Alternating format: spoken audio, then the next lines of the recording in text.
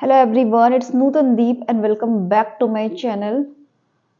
I remember when I was in class 8th or ninth, I was so much fascinated to this English language and I wanted to speak in English, but uh, I had no idea how to start this and how to encourage myself to speak in English because I used to be so much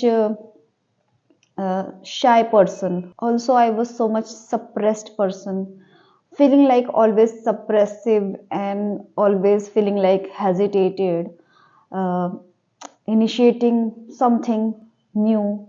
It's like a big thing for me, and I used to be so much kind of fearful also.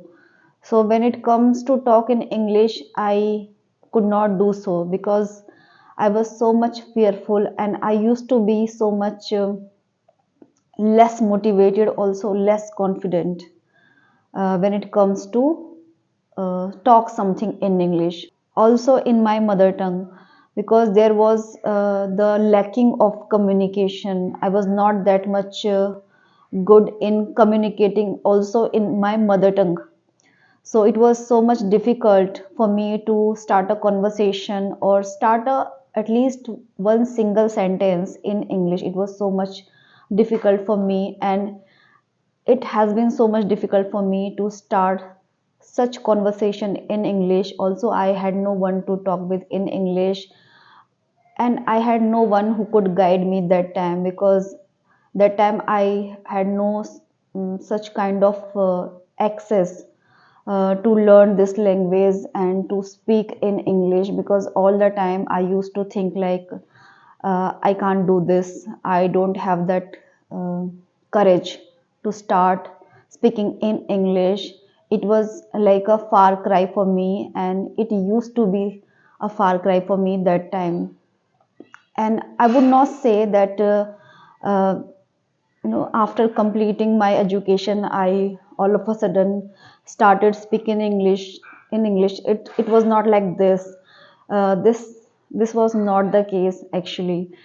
2 years ago I started focusing on learning in English, but that time I also used to write down all the hard concrete vocabularies in my diary. I used to make a journal of my own, and it all of a sudden came in my mind that I have to do this, but not in a vocalizing way. I used to write down all the things in my diary, but I never ever used them because I had no courage to start a conversation in English. It was of no use because I had a lot of vocabularies in my mind, but I was not being able to use them. Also, I realized that time that, see, if you are not being able to comfortable to talk something in English with other person, you are not being able to put your thoughts in English to other person in a simple short sentences. You are not being able to initiate a conversation, ask questions in English to other person. You are not being able to do so. Then what's the point storing a lot of vocabularies in your mind? Maybe you are trying to recollect all the things, all the hard concrete vocabularies in your mind, but you are not able to vocalize them when it is needed. So there is no point storing a lot of vocabularies and writing down in your diary. When it comes to use them, when it comes to start a conversation, while having a conversation and you are being able to use that word, to retrieve that word by using them, by vocalizing them, then there is a use of that concrete word.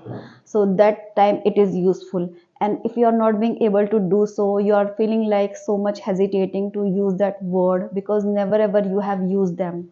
You heard that word, you write down that word in your diary, and you learn that word. That's it. You never ever use them. You never ever vocalize that word, never ever pronounce that word. Then what is the use of writing all the words, hard concrete words in your diary, because you're not being able to do so. So here I want to say this is a good thing, collecting a lot of vocabularies, hard concrete vocabularies, okay, but you have that courage to start a conversation in English. And for this you have to do a lot of speaking practicing. It's been 2 years and I have been following this path, like try to learn English, and whenever I get a chance to talk in English, I talk in English. I try to do this, but not every time I can grab that opportunity, because I have no such kind of opportunity, or I would say the atmosphere in which I can talk in English, so that I can improve my spoken English. Therefore, I started making my own videos and uploading it on YouTube, and so that I can make myself more comfortable to speak in English, and I can put my thoughts in English. For this, I started making my own videos. So, this is a good idea to improve your spoken English.